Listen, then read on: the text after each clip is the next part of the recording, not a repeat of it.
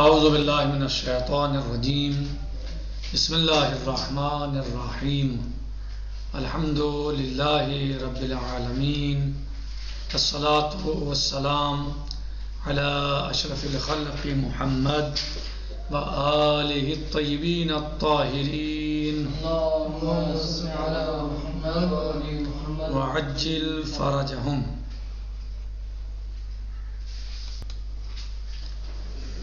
علم رجال میں ہماری گفتگو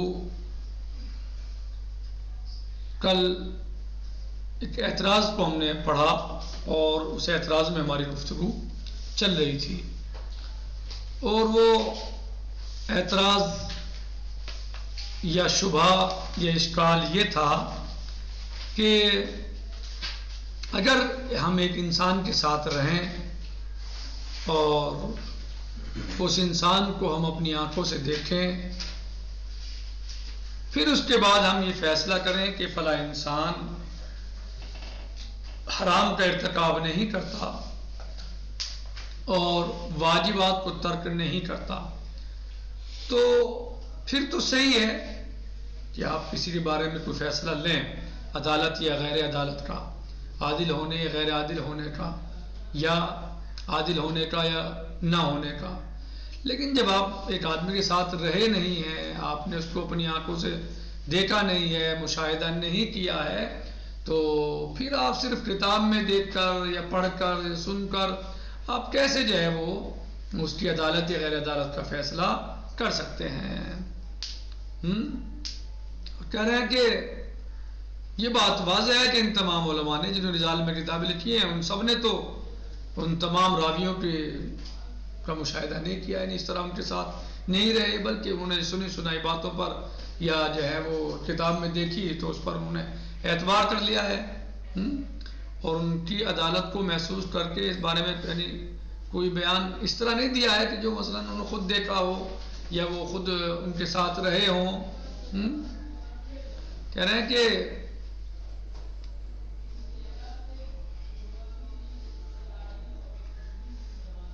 اگر علماء رجال نے تمام راویوں کے ساتھ زندگی گزاری ہے اور ان کی عدالت کو محسوس کر کے اس کے بارے میں بیان دیا ہے تو یقیناً اس بیان کا اعتبار ہے، لیکن اگر یہ شہادت صرف اندازوں کی بنیاد پر ہے تو اس کا کوئی اعتبار نہیں ہے، اور کھلی ہوئی بات ہے کہ ان علماء نے تمام راویوں کی عدالت کا مشاہدہ نہیں کیا ہے، لہذا ان کے بیان کا کوئی اعتبار نہیں ہے۔ تو کہہ رہے ہیں کہ یہ کل یہ اشکال یا اعتراض یا شبہ ہم نے کل اس کو پیش کیا تھا، تو اس شبہ اور اشکال کے رد میں یا اس کے جواب میں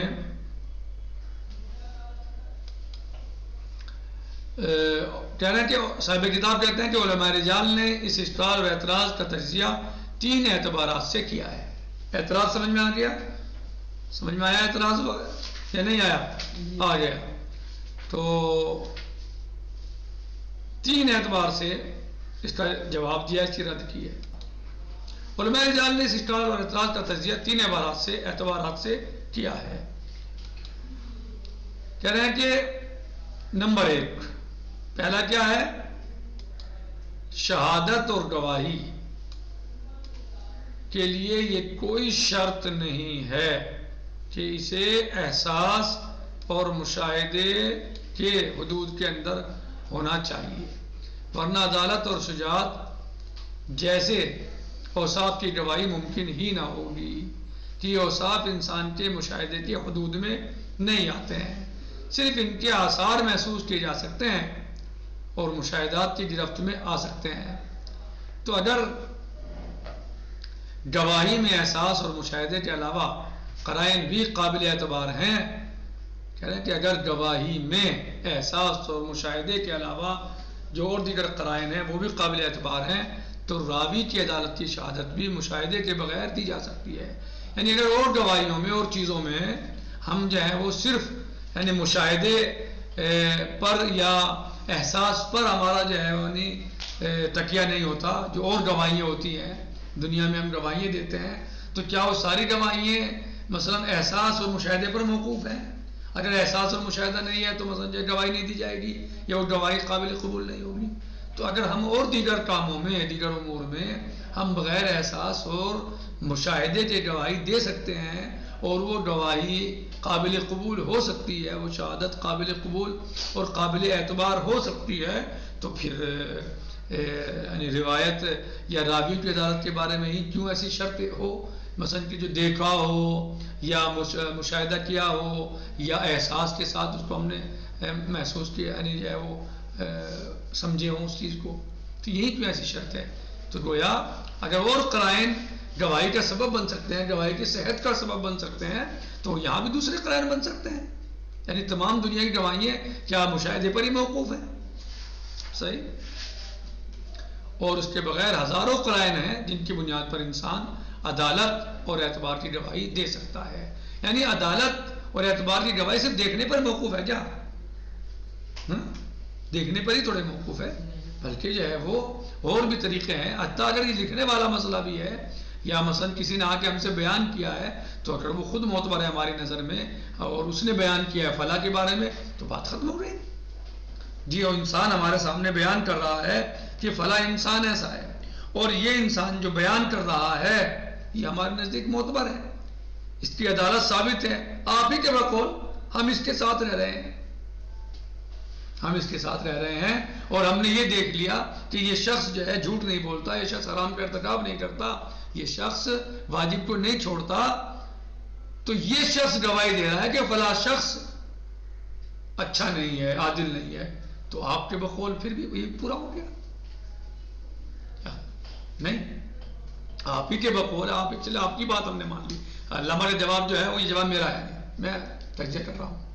یعنی آپ ہی کے بقول کہ آپ یہ کہہ رہے ہیں کہ آپ اس کے ساتھ رہے ہوں، تو ٹھیک ہے، اس کی بات کا اعتبار آپ کر سکتے ہیں، اس کو آپ عادل و غیر عادل کہہ سکتے ہیں، گواہی دے سکتے ہیں. تو ٹھیک ہے، اس راوی کے ساتھ تو ہم نہیں رہے، یہ بات صحیح ہے، لیکن جس نے ہمیں بتایا ہے ہم اس کے ساتھ رہے ہیں فرض کیجیے، تو کیا یہ گواہی اس کی صحیح نہیں ہے اس کے بارے میں؟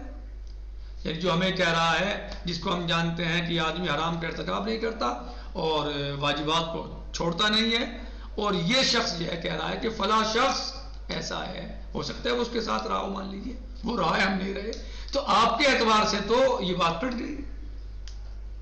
ہم تو نہیں رہے لیکن وہ رہا ہے اور وہ کہہ رہا ہے ہم سے، اور پھر ہم کہہ رہے ہیں اسے کسی اور سے، تو اس کا سلسلہ چل سکتا ہے آپ ہی کے بقول.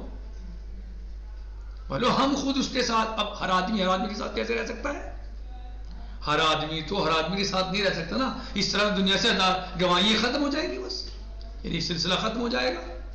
ہر آدمی کے ساتھ رہ سکتا ہے؟ نہیں، بلکہ آپ رہے ہیں اس کے ساتھ، ہم آپ کے ساتھ رہے ہیں. چلیے آپ نے گواہی دے دی کہ فلاں عادل ہے، ہم نے مان لیا، تو کیا ہمارا یہ ماننا صحیح نہیں ہے؟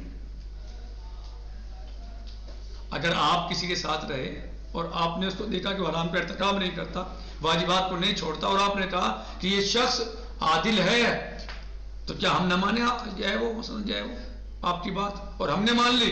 تو اب اگر ہم دوسروں کو بتائیں تو ان کے لیے نہیں مانے گی، وہ مان، ہم نے آپ کی بات مانی ہے، صحیح ہے، اور چونکہ آپ ہمارے نزدیک عادل ہیں، ہم نے آپ کی بات مان لی، آپ کی بات مانی، اور آپ نے ان کے بارے میں بتایا، انہوں نے ان کے بارے میں بتایا، تو ہم تو ان کے ساتھ نہیں رہے، اصل ہم نے تو آپ کی بات پہ اعتبار کیا، تو کیا گواہی نہیں؟ اب ہم آپ کی بات پہ اعتبار کر رہے ہیں، ان کے بارے میں، آپ کے بارے میں نہیں کر رہے، ان کے بارے میں کر رہے ہیں. بات سمجھ آ رہی؟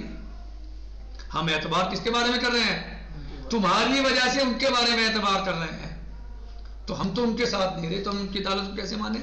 لیکن ہم آپ کی وجہ سے ان کی عدالت کو مان رہے ہیں، کیونکہ آپ بیچ میں ہیں، آپ معتبر ہیں ہمارے، آپ گواہی دے رہے ہیں تو ہم ان کو عادل مان رہے ہیں، جبکہ ہم نے تمہارے بقول ان کے ساتھ زندگی نہیں گزاری. تو اس کا مطلب یہ ہے کہ گواہی صحیح ہے اور یہ چیز صحیح ہے.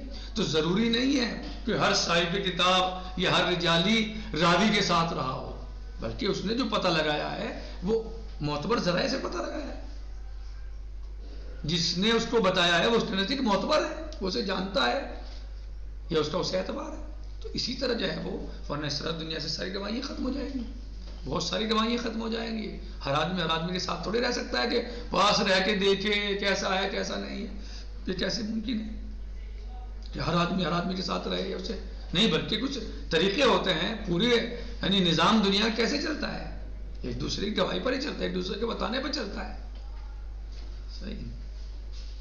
اب اس طرح تو اگر پیش نماز کی عدالت کا مسئلہ آئے گا تو پھر ہر آدمی پہلے اس کے ساتھ رہے پھر اس کے پیچھے نماز پڑھے بس صحیح. آپ رجالی کی بات کیوں کر رہے ہیں؟ پھر تو جو ہے وہ عدالت تو پیش نماز کے لیے بھی شرط ہے، عدالت تو طلاق کے مثلا گواہ کی بھی شرط ہے. تو کیا طلاق کے گواہوں کے لیے شرط لگائیں گے آپ جو ہے مثلا کہ آپ ان کے ساتھ رہے ہوں؟ نہیں، بلکہ آپ کوئی اندازہ ہو جائے، آپ کو یہ شعور ہو جائے، آپ سمجھ لیں کہ یہ عادل ہے، یا آپ کو کوئی بتا دے کہ اچھا انسان ہے، بات ختم ہو گئی. صحیح، آپ کو یقین ہو جائے بس یہ عادل ہے، جس طرح بھی آپ کو یقین ہو جائے. آپ اس کے ساتھ رہیں یا زندگی گزاریں، اس کو دیکھیں کہ حلال کا ارتکاب حرام کا ارتکاب تو نہیں کرتا، واجبات کو نہیں چھوڑتا، اور پھر بھی آپ اس کی گہرائیوں تک کیسے پہنچ جائیں گے؟ کیا آپ اس کے ساتھ جو ہے وہ ہر وقت رہ سکتے ہیں؟ آپ ظاہر وہاں تو آپ ظاہر دیکھیں گے. کیا دیکھیں گے آپ؟ ظاہر. صرف دل میں تو نہیں آپ گھسے ہوئے اس کے، ظاہری دیکھیں گے. تنہائیوں میں تو آپ اس کے ساتھ ہر وقت نہیں رہ سکتے، نہ جانے کیا کرتا ہو، ہمیں کیا معلوم، کسی کو کیا پتا. بہت سارے ایسے انسان ہو سکتے ہیں جو ظاہر میں اچھے لگتے ہیں لیکن حقیقت میں ان کے جو ہے وہ دل سیاہ ہوتے ہیں. تو مسئلہ اعتبار کا ہے اور مسئلہ یقین پیدا ہو جانے کا ہے. بہرحال نمبر 2، اگر شہادت کے لیے احساس اور مشاہدہ ہی شرط ہے تو یہ بھی ممکن ہے کہ آخری طبقے نے اس شہادت کو اپنے پہلے والے طبقے سے سنا ہو. یہ وہی بات آ گئی جو میں کہہ رہا ہوں تقریباً، اور اس نے اپنے پہلے والے طبقے سے لیا ہو اور اس نے اپنے پہلے والے طبقے سے لیا ہو، اور اس طرح سلسلہ جو ہے رابی تک پہنچ گیا، بات ختم ہو گئی. صحیح، اسی طرح سلسلہ آخر تک پہنچ گیا اور اس نے اپنے پہلے والے طبقے سے لیا ہو یہاں تک کہ سلسلہ رابیوں کے دور تک پہنچ جائے اور آخری طبقے والے شاہدوں نے براہ راست ان کی عدالت کے آثار کا مشاہدہ کیا ہو. تو یہ گواہی احساسات کی بنیاد پر بھی ہوگی اور اندازوں کی بنیاد پر نہ ہوگی. تو اس کو تو مانیں گے آپ؟ ایسا نہیں ہو سکتا. ہو سکتا ہے سلسلہ در سلسلہ اس طرح بنتا چلا جائے گا اور آخر تک پہنچ جائے گا، دادیوں کے وقت تک پہنچ جائے گا. تو ایسا ممکن ہے.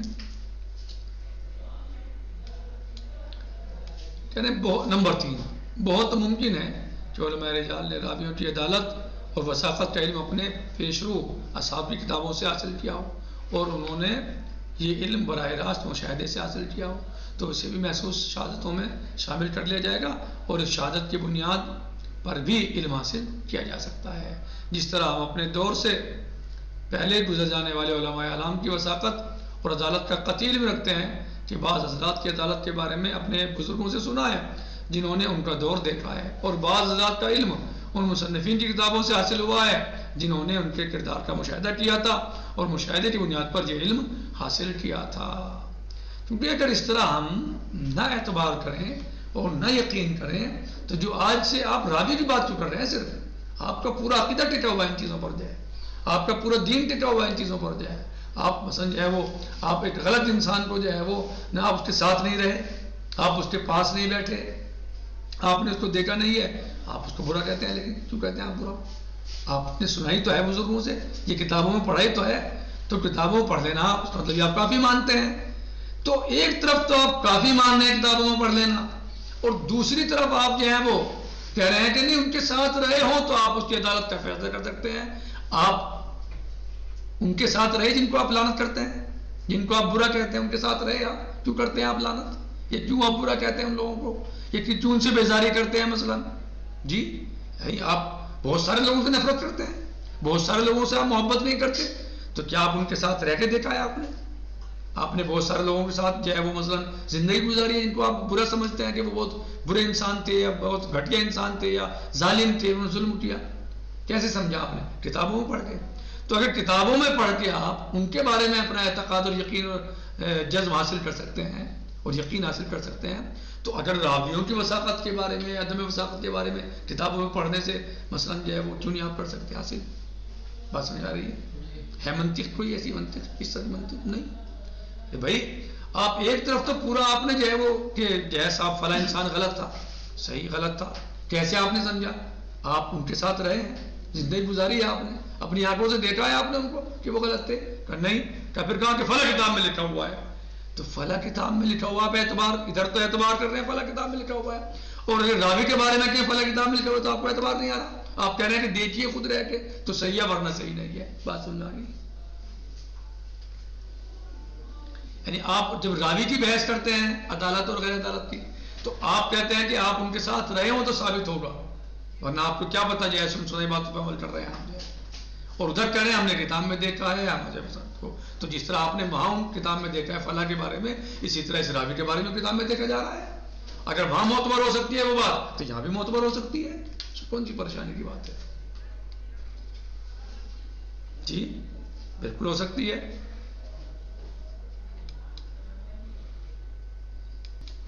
اس سلسلے میں استاد شیخ جعفر سبحانی دامت ظلہ کا یہ بیان بھی انتہائی اہم ہے کہ علم رجال کی موجودہ 5 اہم کتابوں سے پہلے بھی تاریخ میں متعدد کتابوں کا سراغ ملتا ہے. علم رجال کی موجودہ 5 اہم کتابوں سے پہلے بھی تاریخ میں متعدد کتابوں کا سراغ ملتا ہے جن پر ان صاحبان کتب نے اعتماد کیا ہے اور جن کی بنیاد پر ہم عدالت و وساطت کا فیصلہ کر سکتے ہیں. ان کتابوں کی فہرست بہت طویل ہے اور دور حاضر کے عظیم ترین مصنف شیخ آغا بزرگ تہرانی تابہ سراؤ نے اپنی کتاب مصطفیٰ المخالف فی مصفہ علم الرجال میں اس فہرست کا تذکرہ بھی کیا ہے. مصفہ المقال فی مصفہ علم الرجال. لیکن سردست صرف 10 مصنفین کی طرف اشارہ کیا جا رہا ہے جن کا دور موجودہ کتب کے دور سے پہلے کا ہے اور جنہیں نظرات کے بیانات کا مدرک قرار دیا جا سکتا ہے. ان 10 مصنفین اور ان کی تالیفات کا مختصر تعارف یہ ہے. نمبر 1 شیخ صدوق ابو جعفر محمد بن علی بن حسین بن موسیٰ ابن بابویہ القمی رضوان اللہ تعالیٰ علیہ متوفہ 381 ہجری جن کی کتاب المصابیح اور المشیخہ کا تذکرہ نجاشی نے بھی کیا ہے. المصابیح اور المشیخہ. جی نمبر 2 شیخ ابو عبداللہ احمد بن عبد الواحد البزاز المعروف ابن عبدون یا ابن الحاشر جن کا انتقال 423 ہجری میں ہوا ہے اور ان کی کتاب کا نام الفہرس ہے. نمبر 3 شیخ ابو العباس احمد بن محمد بن سعید المعروف ابن عقدہ جن کا انتقال 249 ہجری میں ہوا ہے اور ان کی کتاب کا نام الرجال ہے جن میں ان افراد کا تذکرہ ہے جنہوں نے امام جعفر صادق علیہ السلام سے روایت کی ہے اور ایک دوسری کتاب بھی ہے جس میں باقی ائمہ علیہ السلام کے راویوں کا تذکرہ کیا گیا ہے. نمبر 4 احمد بن علی العلوی عقیقی جو 280 ہجری جن کی کتاب کا نام تاریخ الرجال ہے. عقیقی معروف ہے یہ ان کا انتقال 280 ہجری میں ہوا ہے یعنی غیبت صغریٰ ہی کے دور میں ہوا ہے یعنی غیبت صغریٰ میں یہ موجود تھے. نمبر 5 احمد بن علی العلوی العقیقی متوفہ 280 ہجری جن کی کتاب کا نام تاریخ الرجال ہے اور اسے اپنے والد محترم کے واسطے سے ابراہیم بن ہاشم قمی سے نقل کیا ہے. نمبر 5 احمد بن محمد الجوہری البغدادی المتوفہ 401 ہجری ان کی کتاب کا نام الاشتمال فی معرفت الرجال ہے.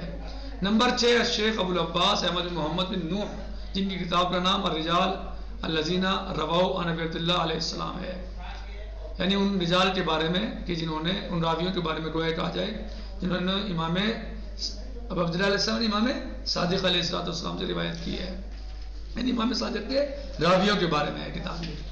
نمبر 7 احمد بن محمد القمی المتوفہ 350 ہجری جن کی کتاب کا نام الطبقات ہے.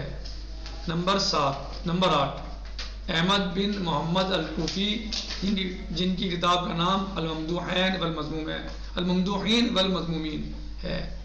نمبر 9 الحسن بن محبوب السراد جن کی ولادت 149 ہجری میں ہوئی ہے یعنی گویا یہ زمانے ائمہ علیہ السلام میں تھے زمانے ائمہ علیہ السلام میں ظاہری طور پر موجود تھے یعنی اور وفات 224 یعنی حتیٰ کہ امام علیہ السلام کی 149 ہجری میں ولادت ہوئی ہے اور وفات 224 ہجری میں ہوئی ہے اور ان کی ایک کتاب المشیخہ ہے اور ایک کتاب معرفت و روات الاخبار ہے، یعنی زمانہ ائمہ کی ایک گویا کہ کہا جائے، ٹھیک ہے۔ نمبر 10 الفضل بن شاذان المتوفى 254 ہجری، ان کا شمار امام رضا علیہ السلام، امام جواد علیہ السلام، امام نقی علیہ السلام اور امام حسن عسکری علیہ السلام کے اصحاب میں ہوتا ہے، یعنی فضل بن شاذان مشہور راوی ہیں اور یہ امام رضا علیہ السلام کے دور میں، امام جواد علیہ السلام اور امام نقی علیہ السلام اور امام عسکری علیہ السلام و علیہ السلام جمیعاً یعنی کے دور میں رہے ہیں، ان کے صحابیوں میں سے ہیں۔ یہ فضل بن شاذان مشہور راوی ہیں اور علم رجال کے امام الفن تصور کیے جاتے ہیں یہ فضل بن شاذان۔ ان کتابوں کے مطالعے سے اس حقیقت کا اندازہ کیا جا سکتا ہے کہ 5 مشہور کتابوں کا مدرک صرف اندازہ نہیں ہے، یعنی 5 کتابوں کا مدرک اندازہ نہیں ہے صرف، یہ تو زمانے روات میں ہے، صحیح، بلکہ انہوں نے اپنے پیشرو علماء کے بیانات سے بھی استفادہ کیا ہے اور ان کی کتابوں کو بھی بنیاد بنایا ہے، یعنی جو 5 ہیں انہوں نے کیا کیا ہے، یعنی 5 جو ان کے پیشرو ہیں انہوں نے اپنے پیشرو علماء کے بیانات سے بھی استفادہ کیا ہے اور ان کی کتابوں کو بھی بنیاد بنایا ہے، اور اس طرح ان کی شہادت ایک قسم کی محسوس شہادت ہے، صرف عقلی اور علمی شہادت نہیں ہے، عقلی اور علمی نہیں ہے بلکہ محسوس شہادت ہے تقریباً جو ہے، صحیح، ان کی شہادت ایک طرح کی محسوس شہادت ہے جو اپنے پیشرو سے انہوں نے استفادہ کیا ہے۔ بہرحال ہمیں اس طریقے سے یعنی صرف ان مغالطوں کے ذریعے سے علم رجال کی ضرورت کو ختم نہیں کر سکتے، یہ شبہات ہیں، اشتباہات ہیں، یا تو جانے سے یا انجانے سے جس طرح بھی وہ ہوئے ہیں یا ہو رہے ہیں یا پیدا ہو گئے یا پیدا کیے گئے، بہرحال یہ ان شبہات یا ان مغالطوں کی وجہ سے علم رجال کی ضرورت اور حاجت ختم نہیں ہو جاتی بلکہ علم رجال کی ضرورت موجود ہے، اور علم رجال ضروری ہے ہمارے لیے کہ ہم علم رجال کو پڑھیں تاکہ ہم راوی کے موثق اور غیر موثق، عادل اور غیر عادل ہونے کا پتہ لگا سکیں۔ والحمدللہ رب العالمین، والسلام علیکم ورحمۃ اللہ وبرکاتہ، فی امان اللہ۔